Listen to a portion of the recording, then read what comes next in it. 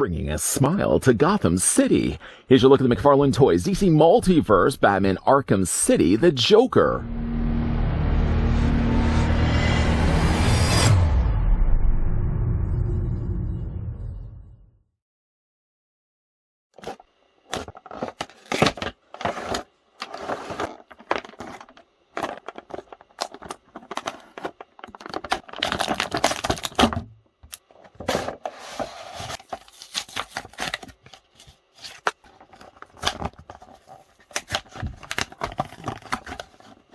Since his last encounter with the Dark Knight, the Joker has been transferred to the super prison Arkham City and is stricken with a serious disease caused by the Titan formula, a potent toxin he secretly funded to be the successor to Bane's venom. It seems the Clown Prince of Crime has caught more than a cold. Before we get a closer look at the Batman Arkham City, the Joker, grabbing first the tape measure. Oh, doing it slowly. I didn't mean to startle you guys. Sorry for that.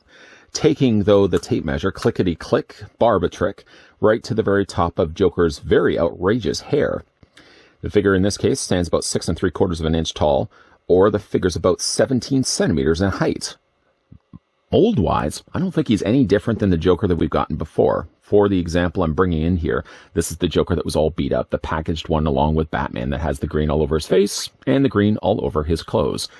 Yeah, looking at it, I don't think they've tooled anything different between the two figures, and while his clothing may be a little more washed out, I think the newer one from Arkham City is the better painted Joker. Here, speaking of Arkham City, here's a couple of other figures we can bring in for comparisons. Here's what Joker looks like along with the Arkham City Batman. Here's what he also looks like with Arkham City Catwoman. You notice a trend right now, I've got them all on display stands.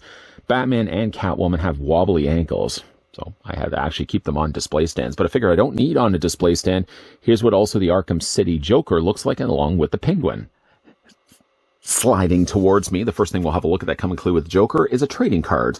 Very observant viewers will notice right away that this is source material that's been pulled for the card and not figure photography.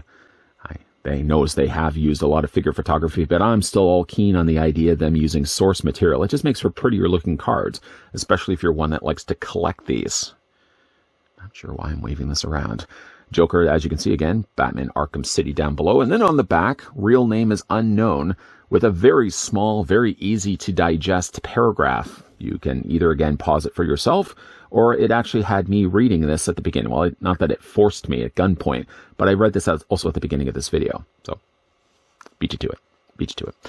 Going to put that to the side. The figure also comes included with a display stand. Notably, this display stand seems a lot paler than the ones we've looked at before. It seems to vary, I think, from the factory. Sometimes they're a little bit darker. This one just happens to be a little bit lighter, but it works the same way. There's the peg at the top corner there, and it still has branded down below. Sorry.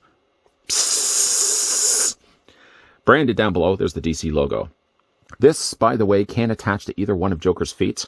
If you look to the far back, far enough away from this pointed feet, to the back of his heels are actually two peg holes. You can use either one of them. You only have one to choose from, and attaches to the underside of Joker's feet. Next, the figure comes also included with a very broad knife. A very, very long, well, it's a small knife, but it's got a very long blade. Not something you can easily conceal on your body, in your pants, any pockets, unless you had really deep pockets. The knife itself is pretty thick, admittingly. It's a softer plastic that they've used for the dark gunmetal blade, but then you can see they've used a matte black for the handle itself. It fits into only one of his hands, as the other hand for Joker is actually a gestured hand. Go ahead and just easily pry the fingers away from the palm, just enough that you can get the handle in there. And you've got Joker on display. Actually, at the beginning, I think, of this review, I had the Joker with the knife kind of hidden behind his back. That's so something Joker would do. I even decided to actually display him on the shelf like that.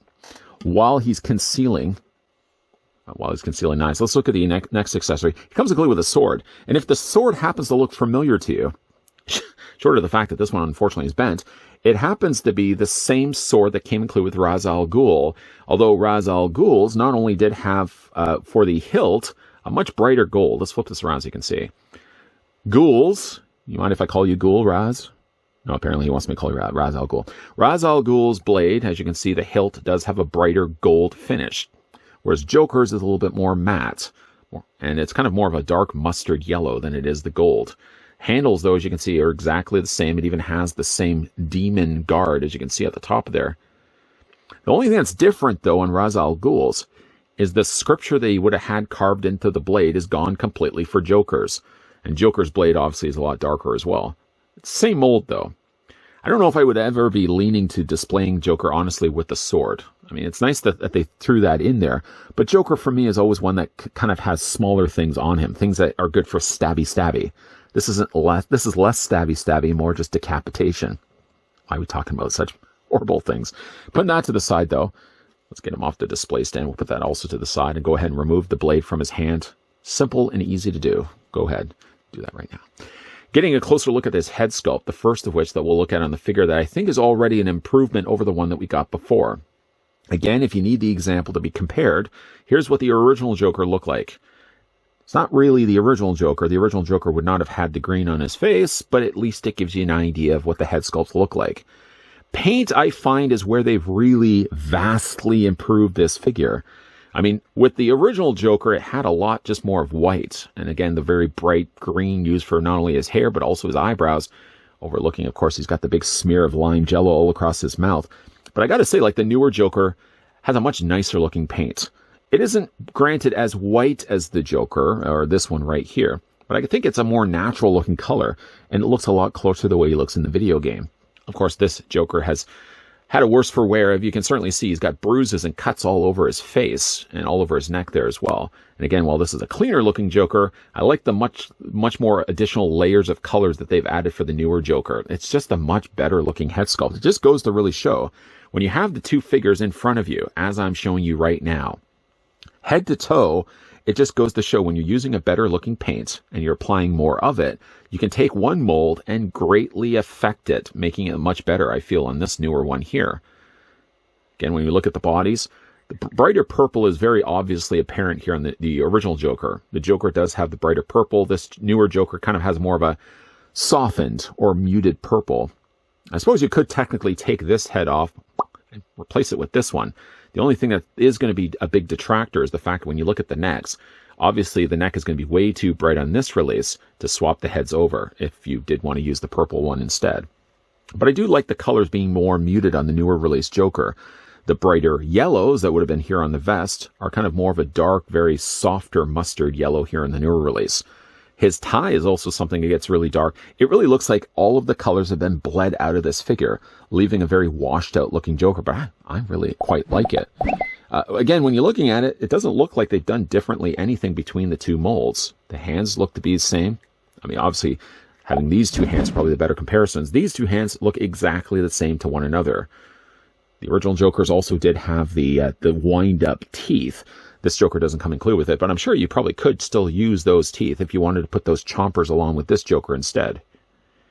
I'm going to move this one out of the way. Such a better looking figure. I'm just get in there so you guys can see all the details as best as I always try to do here in these videos. You guys can really see what's going on here with Joker's face.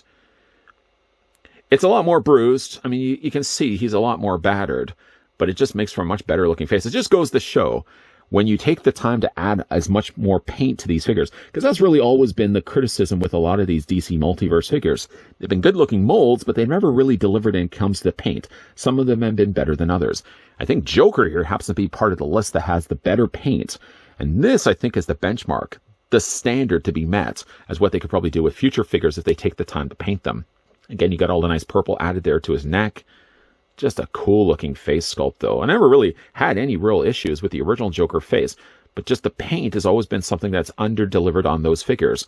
It has been delivered in this case much, much more. I love the hair. I always really liked the widow's peak that he had for this hairstyle. The hair, I think, again, had been nicely handled. You got a couple of little layers of different greens added in there. Looks to be like a medium green, and then you've kind of got more of a swamp green kind of just brushed in there also as well. No complaints at all for the face. Again, when it comes to the rest of the body, all is still the same, but I like the muted colors more myself. For the articulation on this guy, let's go ahead and look at that right now. Joker's head's on a ball joint, so it already rotates all the way around. If you're used to that Joker, it's going to have all the same points of articulation, so nothing really is being changed here at all. You can have the head looking up, you can have the head looking down, and yes, would you believe, you can also have the head looking back and forth as well. Shoulders also work exactly the same as before. You can bring them out at, I would say, a 90-degree angle. Would that be safe to say? 90 degrees? 8 degrees? 90 degrees. Arms also do rotate all the way around. He has also that socket joint on the inside. It's more just to conceal the joint than anything else. Joker does have a bicep swivel. Joker does also possess, mind you, if I have it flipped the right way, Joker does also possess a double hinge on the elbow. Also, the hands rotate all the way around. Upper torso, despite for the fact that the vest, the jacket are all one piece, they'd still manage to find a way to put the articulation point underneath this, but this makes for this being a little bit more softer plastic as a result of that. You can also rotate the torso technically all the way around, rotate it up, rotate it down, and again, still pretty much the same as what you could do with the head. The legs are also on ratcheted joints, so that makes for a tighter standing Joker, less likely to develop looseness over time. You bring the legs forward, you can bring the legs back. Didn't mention in this review yet, but I did talk about it in the earlier reviews of Joker. He does have a little chain there on his belt. It's not actually attached here, but as you can see, they've sculpted in. So when you have the leg closer to the top of his vest, it looks a little bit more seamless. It doesn't look out of place. Obviously, when you bring the leg, the further the leg comes out, the less realistic it looks, and it doesn't look like it's attached to really anything. Again, the figure has a little bit of a swivel at the top of the thigh. The figure does have a double hinge on the knee, and the figure has articulation. Not only up and down, you can also rock it back and forth. And just below the spats, the figure does also have toe articulation as well. Again, I hate to sound like that guy who always is like a broken record, but, it goes to show again, like when you're taking a figure, providing Joker's not going to fall over here on me, when you take this figure here, which was already a good mold, and it just to show you what it takes with a little bit of extra time, a little bit of extra care, and a whole lot of extra paint, can you really drastically change two molds? Exactly the same mold, handled, I think, so much better here with the new Arkham City release. The only foreseeable side effect of actually getting a superior looking Joker here from Arkham City is I'm likely now going to be retiring the other two Jokers I've had on my shelf all this time. The other two Jokers, while still having great looking molds, I never thought the paint was as good as they probably could have been. Of course, now that we finally see what it's capable of being with already a good-looking mold in their hands, this is a much better-looking Joker by far.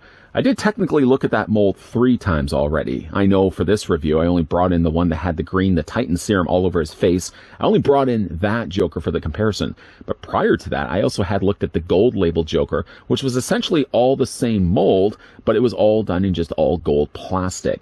And one thing I really liked about that Joker, I even mentioned in that review, with having all the colors stripped away, you really got to experience how good that mold was, and maybe how some of the features were actually muted or washed out by adding all the additional paint that they did add on those other two figures.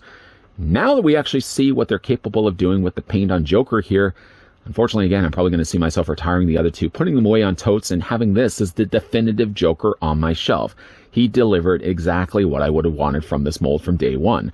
What do you guys think of Arkham City Joker? And do you feel this is the best looking Joker we've gotten using this mold? Let me know down below in the comments section. And if you guys are interested and would like to get this one for yourself, I did find this one actually over on Entertainment Earth, to which I usually am buying a lot of my stuff lately, as of late, from Entertainment Earth, simply just because they seem to be the fastest, one of the fastest online sites that I've been buying from lately. It seems like I order something from them and it arrives to my doorstep within about a week or so. It beats really a lot of the other online places I bought from before. I can provide the link down below in the video description if you guys are interested to get one for yourself. What do you guys think of this newer Joker? And if you have picked up the other Jokers, could you see yourself putting those away in favor of this guy, or would you still display all of them on your shelf? Let me know down below in the comments section. And if you enjoyed this video, hit it with a like. If you're loving the content you guys are seeing and certainly do want to stick around for more, then make sure you hit the subscribe button down below and turn on the bell notification.